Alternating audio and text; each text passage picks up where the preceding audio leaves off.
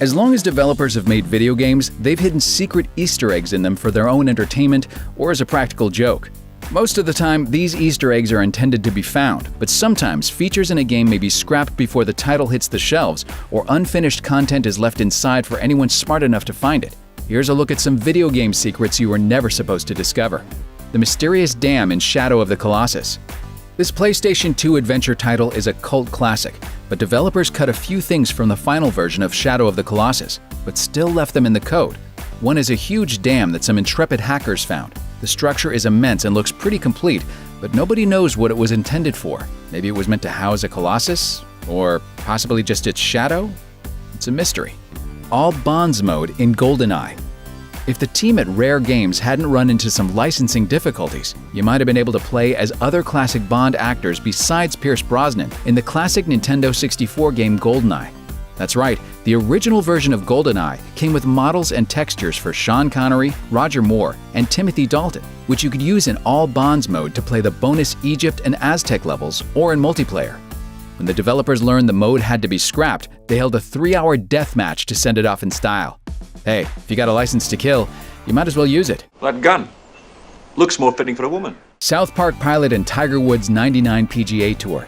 On the PlayStation 2 version of Tiger Woods 99 PGA Tour, a developer filled out the extra space on the disc with a dummy file. But instead of what should have been empty space, the file contained a 5-minute video of the South Park pilot episode, Jesus vs. Santa. While you couldn't view the episode in your PlayStation, sticking the disc in a PC and using File Explorer to open the video would allow you to watch the entire pilot in all its vulgar glory.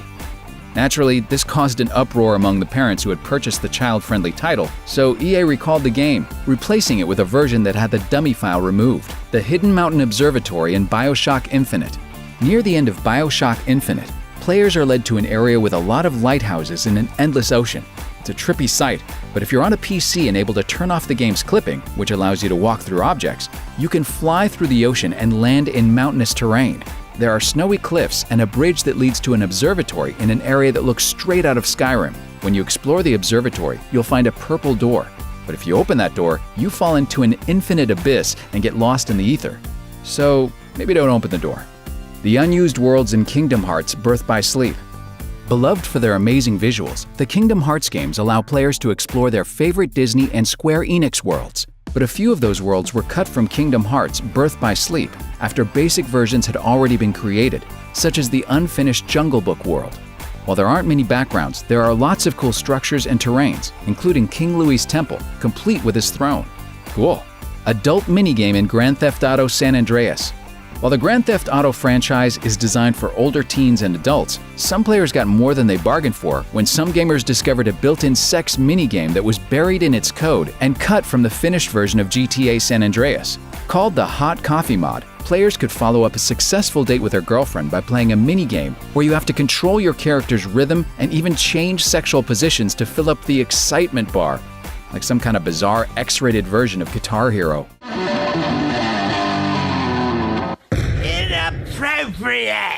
Naturally, parents and ratings boards freaked out when they learned of the minigame, which caused the ESRB to re-rate San Andreas adults only. The developers recalled the game and issued a new version which removed all the content from the minigame, and also created a patch to disable it in PC versions. That wasn't enough to completely save them from the fallout, however, and Take-Two ended up paying out over $1 million in class action lawsuits and other civil suits related to the mod. Today, original copies of the game are collector's items, and a new sealed copy of the original hot coffee-capable San Andreas can sell for $75 or more. Dismemberment mode in Star Wars Jedi Knight Jedi Academy. Considering how deadly lightsabers are, you'd think more people would actually get killed by them in Star Wars games, but usually you just can't do that. Unless, of course, you know the cheat code for the original version of Jedi Knight Jedi Academy that unlocks Dismemberment mode. Unsurprisingly, Dismemberment mode allows players to hack their opponents up with a lightsaber. Just be careful. Once the mode is turned on, the player can also be dismembered.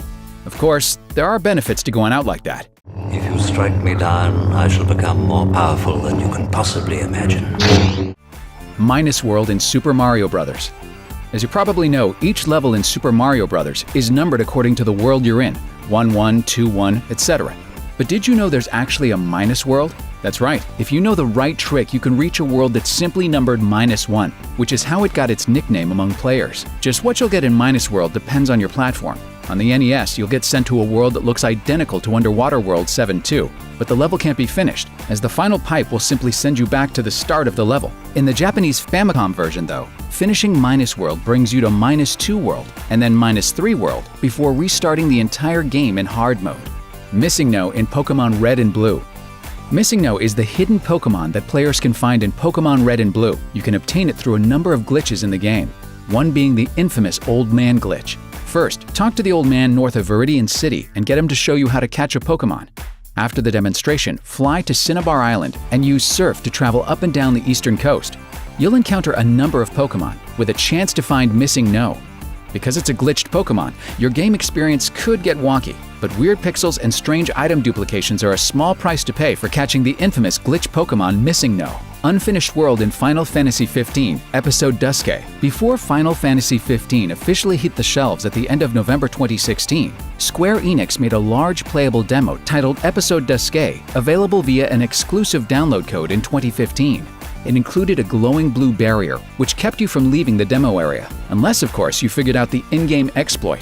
If you got hit by a car near the barrier, it would bounce you right through to the other side, where a giant world of dinosaurs and titans awaits. Unfortunately, if you did anything that would auto-save your game, it would corrupt the file. But hey, that's the risk you take when you're a maverick, or when you're doing your best Terminator impression.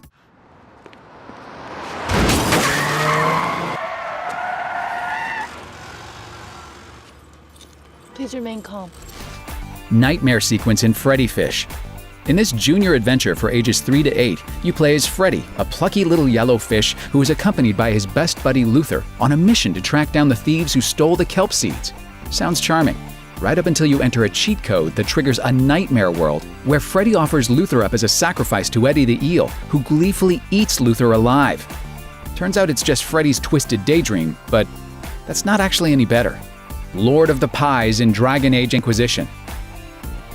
As awesome as Dragon Age Inquisition is, it also contains more than a few bugs and glitches, one of which causes you to occasionally fall through the floor of your castle stronghold. But while BioWare didn't actually fix this problem, they did at least hide an Easter egg down there in the form of Lord of the Pies, a huge smiling pie wearing a top hat. Because if you can't have quality control, at least you can have a terrifying pie. Developer test level in Sonic Adventure 2.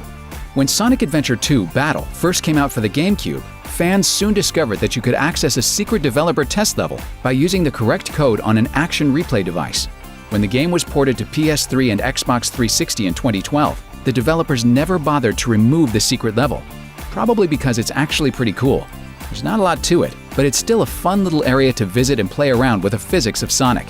The secret brothel in Final Fantasy VII. The Honeybee Inn in Final Fantasy VII is a building where lonely men seek companionship from ladies in bee costumes. While players can only access a few rooms, there are a few areas that were only accessible in the original Japanese release. Among the hidden areas are an employee room, waiting room, and lobby. These rooms even feature characters that had completed dialogue but are never seen in the main game.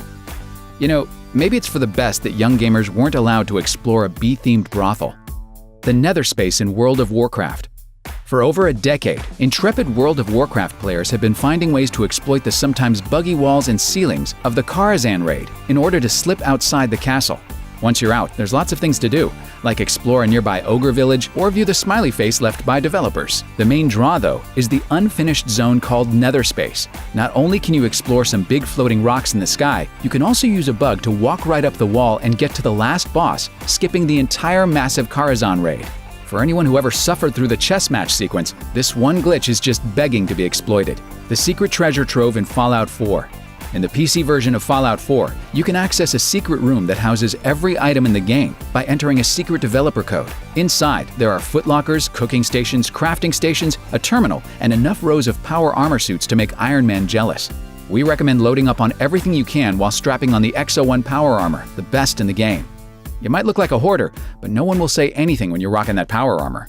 Equipment room in the Elder Scrolls V, Skyrim. Just like they did in Fallout 4, the folks at Bethesda also hid a secret equipment room in Skyrim, which you can access on PC by entering some cheat codes. That will teleport you to a room where all your item hoarding dreams can come true.